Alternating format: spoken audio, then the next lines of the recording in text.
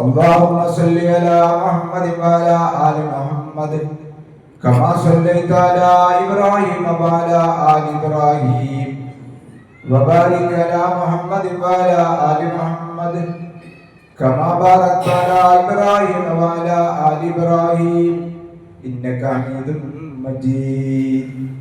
أما بعد فإن خير الحديث كتاب الله وخير الهدي هدي محمد صلى الله عليه وسلم وشر الأمور محدثاتها وكل محدثة بدعة وكل بدعة ضلالة وكل ضلالة في النار.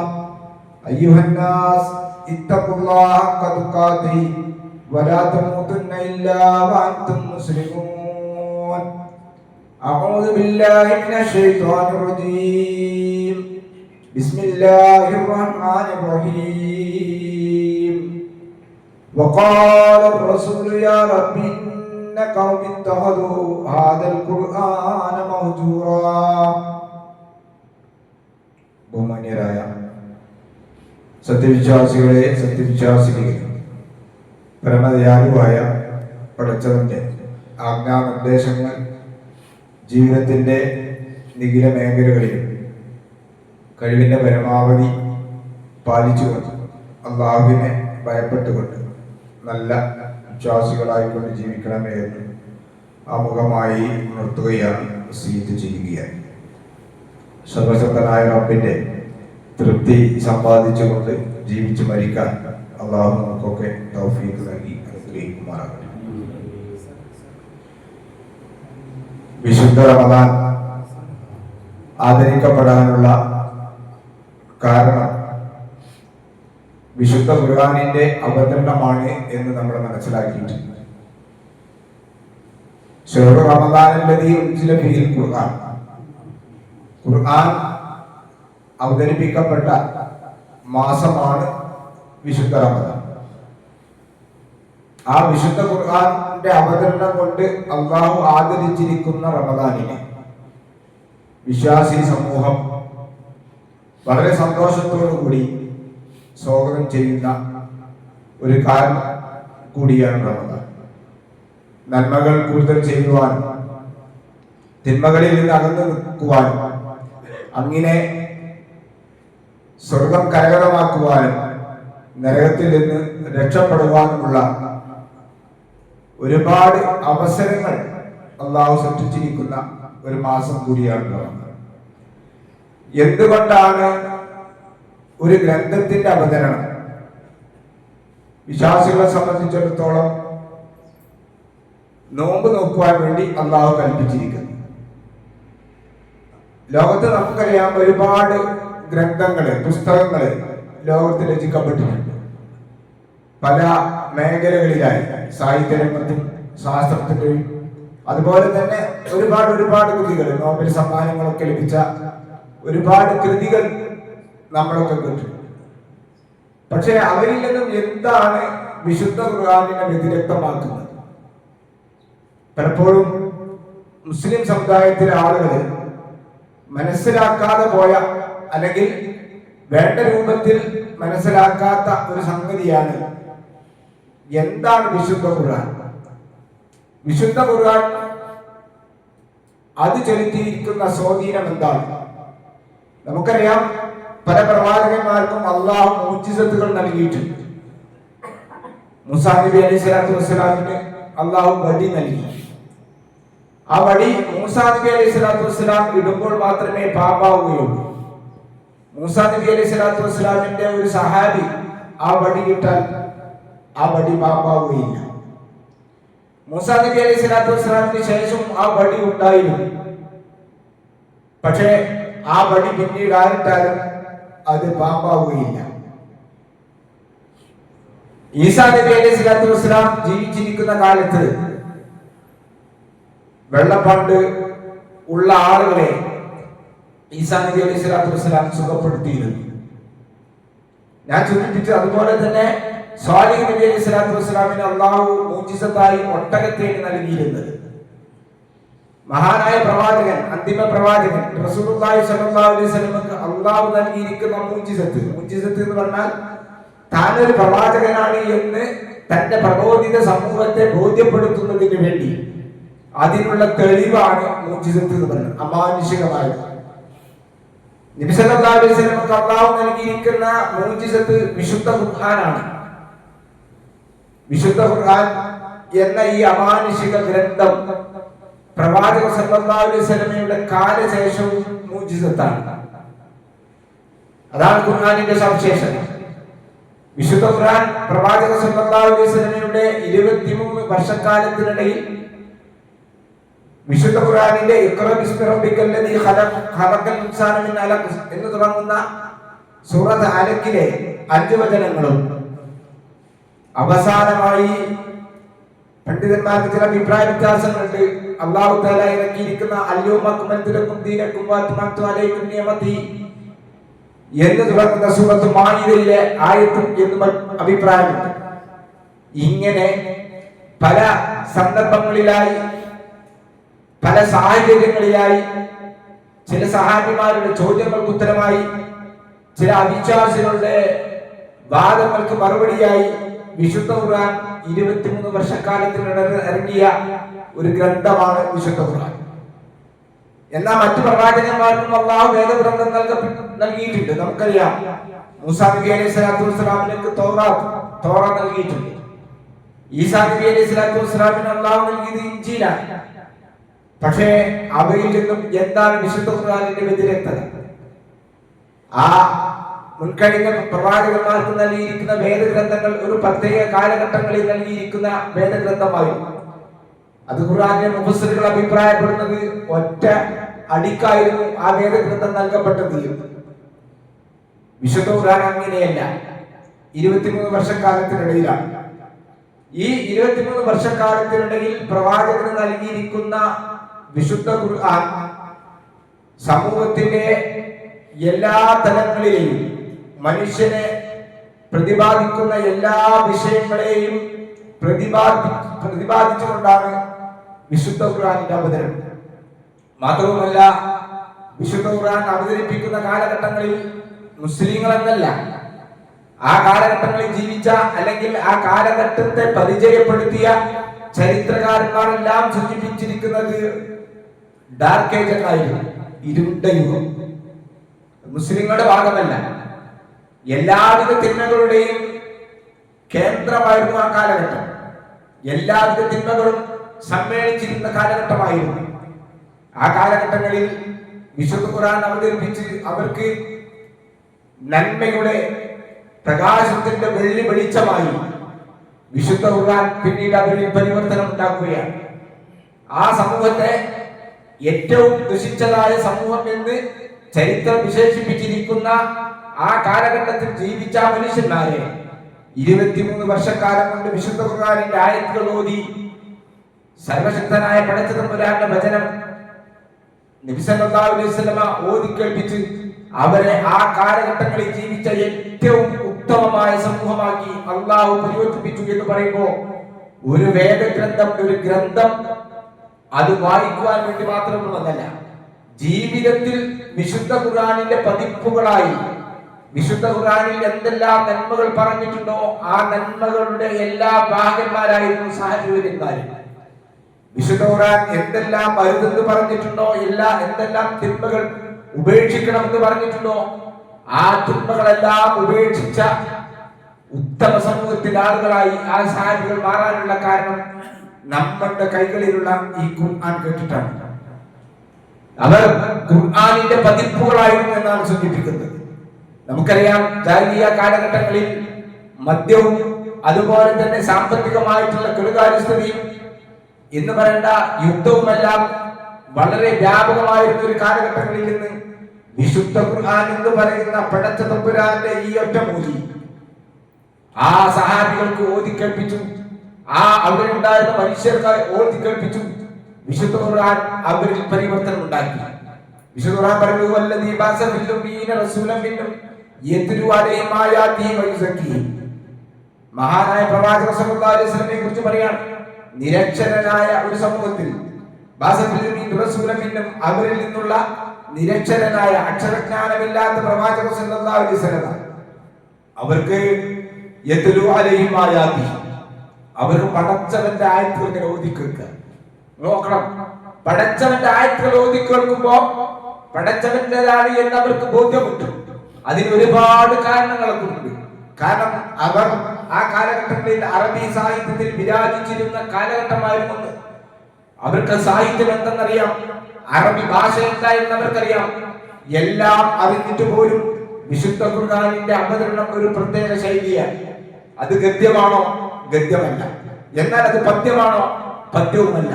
അതിന് രണ്ടിന്റെയും ഇടയിലുള്ള പ്രത്യേകമായ ഒരു വശ്യമായ ശക്തിയുള്ള വിശുദ്ധ ഖുർആനിന്റെ വചനം. ആ വിശുദ്ധ ഖുർആനിന്റെ വചനം അവർക്ക് മനസ്സിലാക്കാൻ സാധിച്ചു. ഇത് മുഹമ്മദ് എന്ന് പറയുന്ന മനുഷ്യന്റെ വാചകമല്ല, ഇത് സർവശക്തനായ പടച്ചവന്റേതാണ് എന്ന് അവർക്ക് മനസ്സിലാക്കാൻ അധിക സമയം വേണ്ടിയിരുന്നില്ല.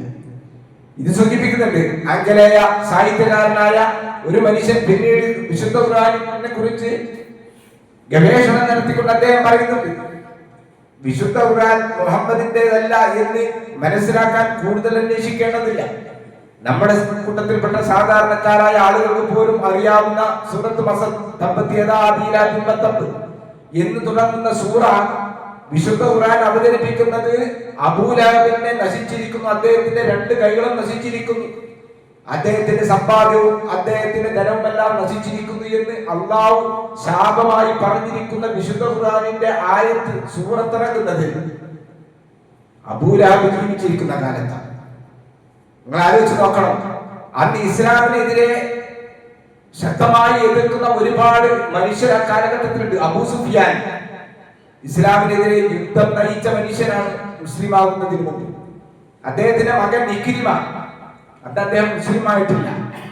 മഹാനായ ഉമർ റളിയല്ലാഹു അൻഹു, ഇങ്ങനെ പലരും ഇസ്ലാമിനെ കഠോരമായി എതിർത്തുകൊണ്ടിരിക്കുന്ന ആളുകളെ കുറിച്ച് വിശുദ്ധ ഖുർആൻ ഇങ്ങനെ ഒരു ആയത്ത് ഇറക്കിയിട്ടില്ല. നിങ്ങൾ ആലോചിച്ച് നോക്കൂ, തമാശക്കെങ്കിലും അബൂലഹബ് മുസ്ലിം ആയിരുന്നുവെങ്കിൽ ഈ ഖുർആനിന്റെ ഈ സൂറത്ത് അതിൽ നിന്ന് നമുക്ക് ദുർബലമാക്കേണ്ടി വരുമായിരുന്നു. പ്രവാചകത്വത്തെ ചോദ്യം ചെയ്യുമായിരുന്നു. കാരണം എന്താ, പ്രവാചകന് പറഞ്ഞ് ആ അബൂലഹബ് തന്നെ എന്തായിരിക്കുന്നു, ഇസ്ലാം മതം സ്വീകരിച്ചിരിക്കുന്നു എന്ന് ആളുകൾ പറഞ്ഞു. പക്ഷേ അതുകൊണ്ട് തന്നെയാണ് ആംഗലേയ സാഹിത്യകാരനായ വ്യക്തി പറഞ്ഞിരിക്കുന്നത്, ഇത് മുഹമ്മദിന്റെ വചനമല്ല, പടച്ചവന്റെ വചനമാണ്. ഇനി നിങ്ങൾ നോക്കൂ, വിശുദ്ധ ഖുർആൻ പരാമർശിക്കുന്ന ഓരോ വിഷയവും ആ കാലഘട്ടങ്ങളിലും ഇക്കാലഘട്ടങ്ങളിലും 6-ാം നൂറ്റാണ്ടിൽ അവതരിപ്പിക്കപ്പെട്ട വിശുദ്ധ ഖുർആനിന്റെ വചനങ്ങൾ വെറും ഒരു വചനം മാത്രമല്ല, ഒരു മനുഷ്യന്റെ മാഗ്ന കാർട്ടയാണത്.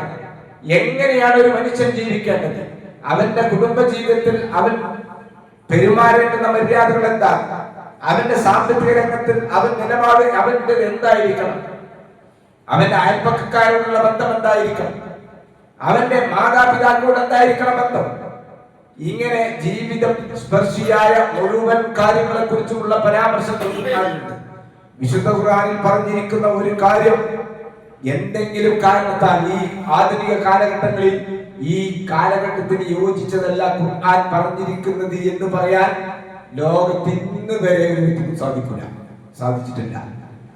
ഖുർആൻ അരുത് എന്ന് പറഞ്ഞിരിക്കുന്ന ഏതെങ്കിലും ഒരു കാര്യം, നമുക്കറിയാം, വ്യഭിചാരമുണ്ട്, മദ്യപാനമുണ്ട്, ചൂതാട്ടമുണ്ട്, പലതുണ്ട് ഖുർആൻ നിഷിദ്ധമാണ് എന്ന് പറഞ്ഞിരിക്കുന്നത്. അതിലേതെങ്കിലും ഈ കാലഘട്ടങ്ങളിൽ ആവശ്യമാണ് എന്ന് പറയാൻ ലോകത്തിന് മനുഷ്യൻ സാധിച്ചിട്ടില്ല. ഇതെന്താ കാരണം? ഈ വചനം മുഹമ്മദ് നബി സല്ലല്ലാഹു അലൈഹി വസല്ലമയുടേതല്ല, സർവശക്തനായ പടച്ച തമ്പുരാന്റേതാണ്. അത് നമ്മൾ കൃത്യമായി ലോകം മനസ്സിലാക്കിക്കൊണ്ടിരിക്കുകയാണ്. നമ്മൾ ആലോചിക്കുക, ഖുർആൻ എന്ന് പറയുമ്പോൾ നമ്മുടെ മനസ്സിൽ അറബി ഭാഷയിലാണ് ഖുർആൻ. അതുകൂടി നിങ്ങൾ ചിന്തിച്ചു. ഖുർആന്റെ സവിശേഷതയെ ഖുർആൻ തന്നെ പറയുന്നുണ്ട് പല സ്ഥലങ്ങളിലായി. അറബി ഭാഷയിലാണ് നാം ഖുർആൻ അവതരിപ്പിച്ചിരിക്കുന്നത്. എന്നാൽ മുൻ വേദഗ്രന്ഥങ്ങൾ പലതുമുണ്ട്. നമ്മുടെ രാജ്യത്ത് നമ്മുടെ സഹോദരന്മാർ ആദരിക്കുന്ന ചില അവരുടെ വേദഗ്രന്ഥങ്ങളുണ്ട്. പക്ഷേ ഒരു വേദഗ്രന്ഥവും അതിന്റെ മൂലങ്ങളിൽ ഇന്ന് ആ രൂപത്തിൽ പഠിപ്പിക്കപ്പെടുകയോ അല്ലെങ്കിൽ വായിക്കപ്പെടുകയോ ചെയ്യുന്നത് വളരെ അപൂർവമാണ്. എന്നാൽ വിശുദ്ധ ഖുർആൻ നിങ്ങൾ ആലോചിച്ച് നോക്കുക, വിശുദ്ധ ഖുർആനിന്റെ കോപ്പികൾ എന്ത് തന്നെ നശിപ്പിച്ചാലും എന്ത് തന്നെ മാറ്റങ്ങൾ അതിൽ വരുത്തിയാലും വിശുദ്ധ ഖുർആൻ മനസ്സകങ്ങളിൽ കൊണ്ടു നടക്കുന്ന ലക്ഷക്കണക്കിന് മനുഷ്യന്മാർ, വിശുദ്ധ ഖുർആൻ ദൃശ്യമാക്കിയിരിക്കുന്ന മനഃപ്പാടമാക്കിയിരിക്കുന്ന ലക്ഷക്കണക്കിന് മനുഷ്യന്മാരുണ്ട്. ഒരു ഖുർആനായ തോതി തെറ്റിച്ചിട്ടുണ്ടെങ്കിൽ അത് ശരിയല്ല എന്ന് പറയാൻ മുസ്ലിങ്ങൾക്ക് അത് പറയാൻ വലിയ പ്രയാസം ഉണ്ടാവില്ല. ഇത് വിശുദ്ധ ഖുർആന്റെ ഒരു സവിശേഷതയാണ്. ആ മൂല ഭാഷയിൽ തന്നെ വിശുദ്ധ ഖുർആൻ ഇന്നും നിലനിൽക്കുന്നു എന്നത് മാത്രമല്ല, വിശുദ്ധ ഖുർആനിന്റെ അറബി ഭാഷ അക്കാലഘട്ടങ്ങളിലുള്ള ആളുകൾക്ക് മനസ്സിലായതുപോലെ അത്രയും ലളിതമായ ഭാഷയാണ് ഇന്നും ഖുർആനിലുള്ളത്. അത് ഖുർആന്റെ മറ്റൊരു സവിശേഷത. നിങ്ങൾ ശ്രദ്ധിച്ചിട്ടുണ്ടാവും, നമ്മുടെ ഒരു 10 വർഷങ്ങൾക്ക് മുമ്പോ അല്ലെങ്കിൽ ഒരു നൂറ്റാണ്ടുകൾക്ക് മുമ്പുള്ള മലയാള ഭാഷ പോലും ലിപി പോലും ഇന്ന് പലപ്പോഴും നമുക്ക് വായിച്ചാൽ നമുക്ക് മനസ്സിലാവുന്ന ചില അതിന്റെ പ്രയോഗങ്ങൾ. എന്നാൽ വിശുദ്ധ ഖുർആനിന്റെ ഭാഷ എങ്ങനെ? വിശുദ്ധ ഖുർആനിൽ അന്ന് പറഞ്ഞത് 14 നൂറ്റാണ്ടുകൾക്ക് മുമ്പ് പറഞ്ഞ് അതേ ഭാഷ ഇന്നും നമുക്ക് വളരെ ലളിതമായി നമുക്ക് മനസ്സിലാക്കാൻ സാധിക്കുന്നു എന്നുള്ളത് അള്ളാഹു ആണ് വിശുദ്ധ ഖുർആൻ ഇറക്കിയിരിക്കുന്നത്. ഇനി നിങ്ങൾ നോക്കൂ, വിശുദ്ധ ഖുർആനിന്റെ ഒരുപാട് ശാസ്ത്രീയമായ കാര്യങ്ങൾ പ്രവാചക സല്ലല്ലാഹു അലൈഹി വസല്ലമക്ക് വിശുദ്ധ ഖുർആൻ അവതരിപ്പിക്കുന്ന കാലഘട്ടങ്ങളിൽ ശാസ്ത്രം എന്ന് പറയുന്നത് പൂജ്യമായിരുന്നു. ഒന്നുമില്ലാത്തൊരു കാലഘട്ടം, എന്താ എന്നറിയില്ല. എന്നാൽ വിശുദ്ധ ഖുർആൻ അത് ഭൂമിയെ കുറിച്ചും സൂര്യനെ കുറിച്ചും ചന്ദ്രനെ കുറിച്ചും നക്ഷത്രങ്ങളെ കുറിച്ചും എന്തിനേറെ ഗർഭസ്ഥ ശിശുവായ കുട്ടികളുടെ വളർച്ചയെ കുറിച്ച് പോലും എന്താണ് എന്ന് പോലും ശാസ്ത്രത്തിന് ആലോചിക്കാൻ പറ്റാത്ത കാലം. ഈ തൊട്ടടുത്ത നൂറ്റാണ്ടിലാണ് ഭ്രൂണശാസ്ത്രവുമായി ബന്ധപ്പെട്ടുകൊണ്ടുള്ള പഠനങ്ങൾ നടന്നത്.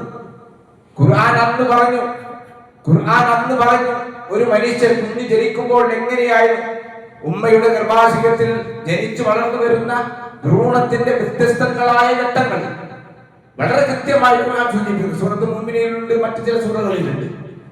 ഇതെങ്ങനെ പറയാൻ സാധിച്ചു? കാരണം അന്ന് ശാസ്ത്രമില്ല. നിങ്ങൾ ആലോചിച്ച് നോക്കണം അല്ലേ? സമുദ്രശാസ്ത്രത്തെ കുറിച്ച് ഖുർആനിന്റെ സൂചനകളുണ്ട്. ഈ അടുത്ത കാലഘട്ടങ്ങളിലാണ് അതിനെക്കുറിച്ച് ഗവേഷണം നടത്തിയപ്പോൾ ഇതാണ് ഇത് ശാസ്ത്രം പറഞ്ഞു, ഇതാണ് എന്ന് വിശുദ്ധ ഖുർആൻ 14 നൂറ്റാണ്ടുകൾക്ക് മുമ്പ് പറഞ്ഞിട്ടുണ്ട്. അതുകൊണ്ട് എന്റെ പ്രിയപ്പെട്ട സഹോദരന്മാരെ, സഹോദരികളെ, നമ്മൾ ഖുർആന്റെ വില എന്തായെന്ന് മനസ്സിലാക്കാം. ഖുർആൻ എന്ന് പറഞ്ഞാൽ നമുക്ക് ഓതാനുള്ള ഒരു ഗ്രന്ഥമല്ല. കൃത്യമായി മനസ്സിലാക്കുക. ഖുർആൻ എന്ന് പറയുന്നത് നമുക്ക് ഓതാനുള്ള ഒരു ഗ്രന്ഥം മാത്രമല്ല. ഓതിയാൽ കൂലിയുണ്ട്, അർത്ഥമറിയാതെ ഓതിയാലും നമുക്ക് പ്രതിഫലമുണ്ട്. പക്ഷെ അതിന് മാത്രമുള്ള ഒരു ഗ്രന്ഥമാണോ ഖുർആൻ? ഒരു ഏടാണോ? കുറെ ദിക്റും കുറെ ദുആഉമുള്ള ഒരു പുസ്തകമാണോ ഖുർആൻ? അല്ല. വിശുദ്ധ ഖുർആൻ എന്നാൽ മനുഷ്യന്റെ ജീവിത സ്പർശിയായ കാര്യങ്ങളുമായി ബന്ധപ്പെട്ടുകൊണ്ട് നിൽക്കുന്നതാണ്. എല്ലാ കാര്യങ്ങളും നമ്മൾ ഇടപെടുമ്പോൾ എങ്ങനെയാണ് ഒരു മനുഷ്യനോട് ഇടപെടേണ്ടത്, നമ്മുടെ പെരുമാറ്റം എങ്ങനെയായിരിക്കണം, നമ്മുടെ ഇടപാടുകൾ എങ്ങനെയായിരിക്കണം. നോക്കൂ നിങ്ങൾ, വിശുദ്ധ ഖുർആനിലെ ഏറ്റവും വലിയ ആയത്ത് ദൈനാണ്. നിസ്കാരത്തെ കുറിച്ചല്ല അല്ല പറഞ്ഞിരിക്കുന്നത്. നിസ്കാരത്തെ കുറിച്ച് അതിന്റെ രൂപം തന്നെ വിശുദ്ധ ഖുർആനിൽ ഒന്നും പറഞ്ഞിട്ടില്ല. നിസ്കരിക്കണമെന്ന് പല സ്ഥലങ്ങളിൽ പറഞ്ഞിട്ടുണ്ട്. മനുഷ്യസ്പർശിയായ കാര്യങ്ങളാണ്. മനുഷ്യനാകുമ്പോൾ അവന് വാങ്ങലും കൊടുക്കലും ഉണ്ടാകും, കടം കൊടുക്കലുണ്ടാകും, വാങ്ങലുണ്ടാകും. അതുമായി എന്തായിരിക്കണം ഒരു വിശ്വാസിയുടെ സ്വഭാവം എന്തായിരിക്കണം എന്ന് വിശദീകരിക്കുന്ന ഒരു പേജോളം വരുന്ന ഒരു ആയത്ത് വിശുദ്ധ ഖുർആൻ സൂറത്തുൽ അൽ-ബഖറയിലുണ്ട്. അപ്പൊ അത് ഓതാൻ മാത്രമുള്ളതല്ല, അത് നമ്മൾ ഉൾക്കൊള്ളാനുള്ളതാണ്. എങ്ങനെയാണ് നമ്മുടെ മാതാപിതാക്കളോട് എങ്ങനെയാണ് നമ്മൾ പെരുമാറേണ്ടത്, ഒരു നവജാത ശിശുവിനോടുള്ള കടപ്പാടുകൾ എന്താണ്, ഇതൊക്കെ നമുക്ക് സ്ത്രീകളോടുള്ള നമ്മുടെ കടമകൾ എന്താണ്, ഇതൊക്കെ ഇറങ്ങുന്ന കാലം ഏതാണെന്നൊക്കെ അറിയുമോ? സ്ത്രീകൾ എന്ന് പറഞ്ഞാൽ ജീവനോടെ കുഴിച്ചു മൂടുന്ന ഒരു മനുഷ്യൻ മുസ്ലിമായതിനു ശേഷം പ്രവാചക സല്ലല്ലാഹു അലൈഹി വസല്ലമയുടെ അടുത്ത് വന്ന് പറയുന്നുണ്ട്, നബിയെ, എനിക്ക് 9 കുട്ടികൾ ഉണ്ടായിരുന്നു. 9 പെൺകുട്ടികളായിരുന്നു. 9 പെൺകുട്ടികളെയും ഞാൻ കുഴിച്ചു മൂടി. കാരണം പെൺകുട്ടിയുടെ പിതാവ് എന്ന് പറഞ്ഞാൽ അവർക്ക് വലിയ അപമാനമായിരുന്നു. അവർക്ക് ജീവിക്കാനുള്ള സ്വാതന്ത്ര്യം പോലും ഇല്ലാത്തൊരു കാലഘട്ടത്തിലാണ് വിശുദ്ധ ഖുർആനിന്റെ അവതരണം. പിന്നെ ആ മനുഷ്യൻ പറയുകയാണ്, അങ്ങനെ 10ാമതുണ്ടായതും എനിക്ക് പെൺകുട്ടിയായിരുന്നു. അപ്പൊ ഈ കുട്ടിയെങ്കിലും വളർത്താം എന്ന് ഞാൻ വിചാരിച്ചു. അങ്ങനെ ആ കുട്ടി വളർന്നു വന്നപ്പോ എന്റെ സുഹൃത്തുക്കൾ ചോദിച്ചു, അല്ല, നീ ഒരു പെൺകുട്ടിയുടെ ഉപ്പയാണോ? അദ്ദേഹത്തിന് സഹിക്കാൻ കഴിഞ്ഞില്ല. അങ്ങനെ ആ കുട്ടിയെ കൊണ്ട് അദ്ദേഹം മലനാരണ്യത്തിലേക്ക് കൊണ്ടുപോകുക. അദ്ദേഹം കുഴി കുഴിച്ചു. ആ പിഞ്ചുകുട്ടി ആ കുഴി കുഴിക്കുന്ന സമയത്ത് തന്റെ ഉപ്പയുടെ മുഖത്ത് മണൽ പൊടിയും തെറിച്ചു പോകും. തന്റെ പിഞ്ചു കൈകൊണ്ട് തന്റെ പിതാവിന്റെ ആ മുഖത്തുണ്ടായിരുന്ന പൊടിയും മണലും എല്ലാം ഈ കുട്ടി തട്ടിക്കൊടുത്തു. ഈ കഥ നബിയോട് പറയാണ്. അങ്ങനെ എന്റെ സുഹൃത്തുക്കളുടെ വാചകം പിന്നെയും എന്റെ മനസ്സിൽ വന്നു, നിങ്ങളൊരു പെൺകുട്ടിയുടെ ഉപ്പയാണ്. അങ്ങനെ ആ കുട്ടിയെയും ഞാൻ ആ കുഴിയിൽ കുഴിച്ചിട്ടു നബിയെ. ഇത് കേട്ടപ്പോ പ്രവാചക സല്ലല്ലാഹു അലൈഹി വസല്ലമിന്റെ ഈ ധാരകളിൽ നിന്നും കണ്ണുനീർ വന്നു.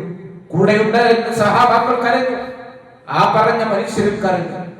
ആ കാലഘട്ടങ്ങളിലാണ് വിശുദ്ധ ഖുർആൻ പറഞ്ഞത്, വഅശിറുഹുന്ന ബിൽ മഅറൂഫ്, സ്ത്രീകളോട് നിങ്ങൾ മാന്യമായി പെരുമാറണം. ഇത് ഓതാനുള്ള ഗ്രന്ഥമല്ല, ജീവിതത്തിൽ പരിവർത്തനം ഉണ്ടാക്കുവാനുള്ളതാണ്. ജീവിതത്തിൽ സൽസ്വഭാവികളാകാൻ വേണ്ടിയിട്ടാണ്, ജീവിതത്തിൽ മാറ്റങ്ങൾ ഉണ്ടാകാനാണ് വിശുദ്ധ ഖുർആൻ. അതുകൊണ്ട് എന്റെ പ്രിയപ്പെട്ട സഹോദരന്മാരെ, സഹോദരികളെ, വിശുദ്ധ ഖുർആൻ ഒരു പ്രാവശ്യമെങ്കിലും ജീവിതത്തിൽ വായിച്ച് മനസ്സിലാക്കാൻ നമ്മൾ സാധിക്കാതെയാണ് നമ്മൾ മരിച്ചു പോകുന്നതെങ്കിൽ നമ്മുടെ ജീവിതത്തിന്റെ മാഗ്ന കാർട്ടയായ എങ്ങനെയാണ് നമ്മൾ ജീവിക്കേണ്ടത് നിങ്ങൾ ആലോചിച്ചു. എത്ര പുസ്തകങ്ങൾ നമ്മൾ പഠിച്ചിട്ടുണ്ട്. 10ാം ക്ലാസ് വരെ പഠിച്ച വിദ്യാർത്ഥിയെ സംബന്ധിച്ച് നമുക്കറിയാം. +2 കഴിഞ്ഞ വിദ്യാർത്ഥിയെ സംബന്ധിച്ച് നമുക്കറിയാം. ഡിഗ്രിയും അതിനപ്പുറം PGയും അതിനപ്പുറം പഠിച്ചിരിക്കുന്ന ഒരു മനുഷ്യൻ, ഒരു വിദ്യാർത്ഥി എത്ര പുസ്തകങ്ങൾ വായിച്ചു പഠിച്ചിട്ടുണ്ടാവും. ആ പുസ്തകത്തിന്റെ കണ്ടെങ്കിലും അയാൾക്കറിയാതെ പോകുമോ? പക്ഷേ നമുക്ക് പടച്ച തമ്പുരാൻ നൽകിയിരിക്കുന്ന അള്ളാഹുവിന്റെ കലാം, അള്ളാഹുവിന്റെ സംസാരം, ആ സംസാരത്തിൽ എന്താണ് പറയുന്നത് എന്ന് പോലും മനസ്സിലാക്കാൻ നമ്മുടെ ആയുസ്സിനിടയിൽ നമുക്ക് സാധിച്ചിട്ടില്ല എങ്കിൽ പ്രിയപ്പെട്ടവരെ, പടച്ച തമ്പുരാന്റെ മുമ്പിൽ നമ്മൾ ഉത്തരം പറയേണ്ടി വരും. ഇത് ഞാൻ സൂചിപ്പിക്കാം. മഹാനായ പ്രവാചക സല്ലല്ലാഹു അലൈഹി വസല്ലം ഇവിടെ വാചകമായി വിശുദ്ധ ഖുർആൻ പറയുന്നത് സൂറത്തുൽ ഫുർഖാനിൽ, ഫുർഖാനിലെ 30ാമത്തെ വചനം, വഖാല റസൂലു യാ റബ്ബി ഇന്ന ഖൗമി തഖദു ഹാദൽ ഖുർആന മഹ്ജൂറ. ആ പ്രവാചകൻ പറയും, എന്താ പറഞ്ഞത്? യാ റബ്ബി, എന്റെ സമൂഹമേ, എന്റെ രക്ഷിതാവേ, ഇന്ന ഖൗമി, എന്റെ സമൂഹം ഈ വിശുദ്ധ ഖുർആനിനെ കൈവരിച്ചവരായി തീർന്നിരിക്കുന്നു. ഇപ്പൊ നമ്മൾ ഓതിയത് കൊണ്ട് മാത്രം നമുക്ക് ഖുർആനോടുള്ള കടമകൾ തീരുന്നില്ല. ഞാൻ വളരെ ബോധപൂർവമാണ് സൂചിപ്പിക്കുന്നത്.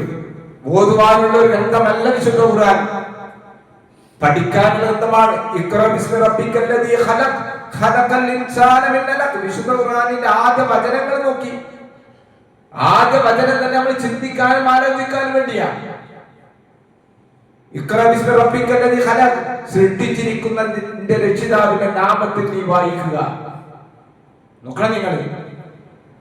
അപ്പൊ വായിക്കുക, മനസ്സിലാക്കുക, പഠനം നടത്തുക. നമ്മൾ ഒരു പ്രാവശ്യമെങ്കിലും വിശുദ്ധ ഖുർആനിന്റെ ആശയം മനസ്സിലാക്കിക്കൊണ്ട് നമ്മൾ ഓതുവാനും പഠിക്കുവാനും, പ്രത്യേകിച്ചും ഈ റമദാനിന്റെ കാലഘട്ടത്തിൽ നമ്മൾ ഉപയോഗപ്പെടുത്താതെ നമ്മൾ മരിച്ചു പോകുന്നത്. നാളെ പരലോകത്ത് വിശുദ്ധ ഖുർആൻ നോമ്പ് നമുക്ക് സാക്ഷിയായി വരുന്ന, വിശുദ്ധ ഖുർആൻ എങ്ങനെ സാക്ഷിയായി വരുന്നത്?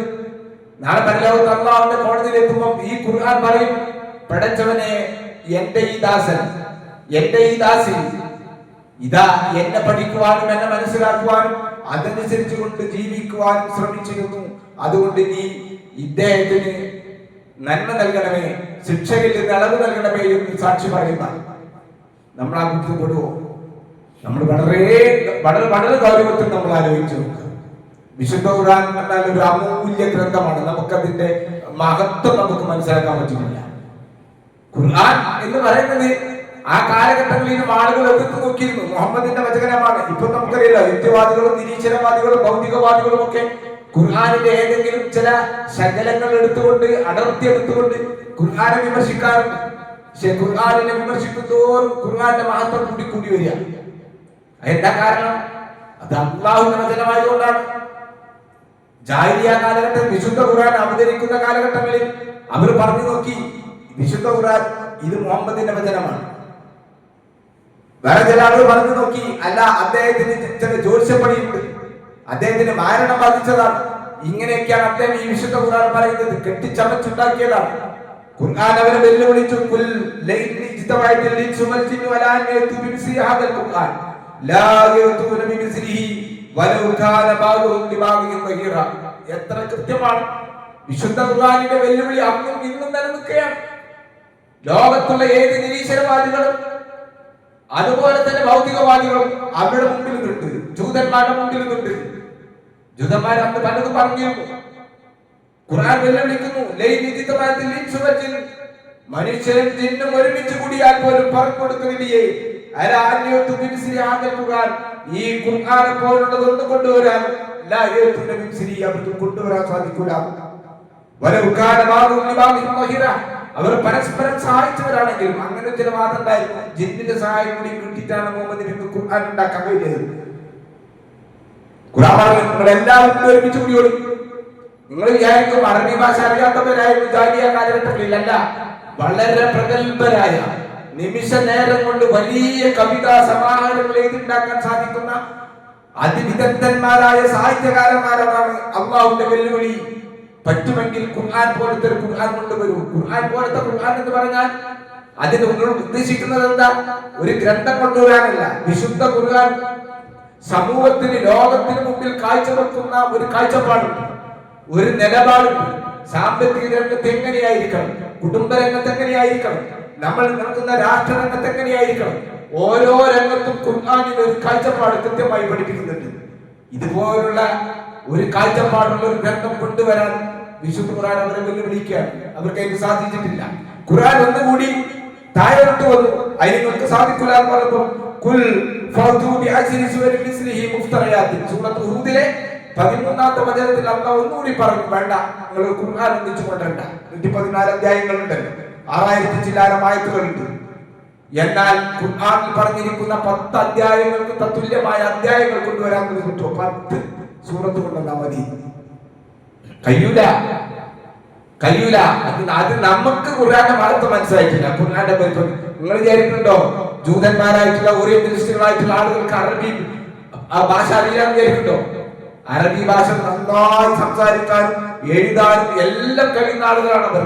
പക്ഷെ വിശുദ്ധ ഖുർആനെ പോലൊരു ഖുർആൻ കൊണ്ടുവരാൻ, അതിലെ 10 അധ്യായങ്ങളെ കൊണ്ടുവരാൻ അവർക്ക് സാധിച്ചില്ല. അവസാന സൂറത്ത് അൽ-ബഖറയിൽ അല്ലാഹു കൂടി പറഞ്ഞു, യാതിനും നിങ്ങൾക്ക് സാധിക്കുകയില്ല എങ്കിൽ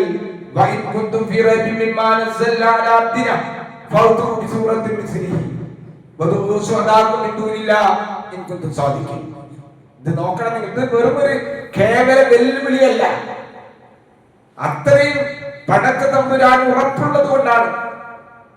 ലോകത്തൊരു മനുഷ്യനും സാധിക്കൂല, ഒരു കമ്പ്യൂട്ടറിനും സാധിക്കൂല, ഏക യുഗത്തിലും സാധിക്കൂല. നമുക്ക് ഏഴിലൊക്കെ പലതും നമുക്ക് ഉണ്ടാക്കാൻ പറ്റുമല്ലോ. വിശുദ്ധ ഖുർആനെ പോലെ ഖുർആൻ പറഞ്ഞതറിയോ? എന്റെ അടിമക്ക് ഞാൻ ഇറക്കിയതിൽ നിങ്ങൾക്ക് സന്ദേഹമുണ്ട് എങ്കിൽ, സംശയമുണ്ട് എങ്കിൽ ഖുർആനിൽ പറഞ്ഞിരിക്കുന്ന 114 സൂറത്തുകളിൽ അതിന് തത്തുല്യമായ ഒരു സൂറത്തെങ്കിലും നിങ്ങൾ കൊണ്ടുവരും. കഴിയൂല എന്നുള്ളതാണ് നമ്മൾ മനസ്സിലാക്കണം. നമ്മളെങ്കിലും ഉൾക്കൊള്ളുന്ന സഹോദരന്മാരെ, വിശുദ്ധ ഖുർആനിന്റെ മഹിമ, പ്രത്യേകിച്ചും ഈ വിശുദ്ധ റമദാനിന്റെ കാലഘട്ടം, അതിൽ വിശുദ്ധ ഖുർആൻ കൂടുതലായി നമ്മൾ പഠിക്കാൻ, സൂചിപ്പിക്കാനുള്ളതാണ്. നമ്മൾ അതിന്റെ മഹത്വം മനസ്സിലാക്കുക. നമ്മൾ മരിക്കുന്നതിന് മുമ്പെങ്കിലും ഒരു പ്രാവശ്യമെങ്കിലും വിശുദ്ധ ഖുർആൻ എന്താണ് പറയുന്നത് നമുക്ക് വായിക്കാൻ. അതിന്റെ പ്രിന്റഡ് രൂപമുണ്ട്, ഡിജിറ്റൽ രൂപമുണ്ട്, നമ്മുടെയൊക്കെ മൊബൈലുകളിൽ വ്യത്യസ്തങ്ങളായിട്ടുള്ള ആപ്പുകളുണ്ട്, എല്ലാ സംവിധാനങ്ങളും ഉണ്ട്. ഈ വിശുദ്ധ ഖുർആൻ എന്താണ് എന്ന് പഠിക്കുവാനും അതിന്റെ മഹത്വം ഉൾക്കൊള്ളുവാനും വിശുദ്ധ ഖുർആൻ അനുസരിച്ച് കൊണ്ട് ജീവിക്കാൻ, അതുകൂടി നമ്മൾ എടുത്തു പറയേണ്ടതാണ്. വിശുദ്ധ ഖുർആൻ ഓതൽ മാത്രമല്ല, ഓതൽ പുണ്യമാണ്.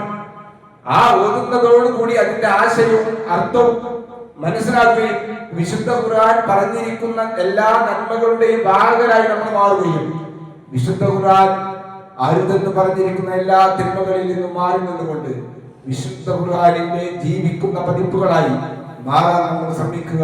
അല്ലാഹു അനുഗ്രഹിക്കുമാറാകട്ടെ.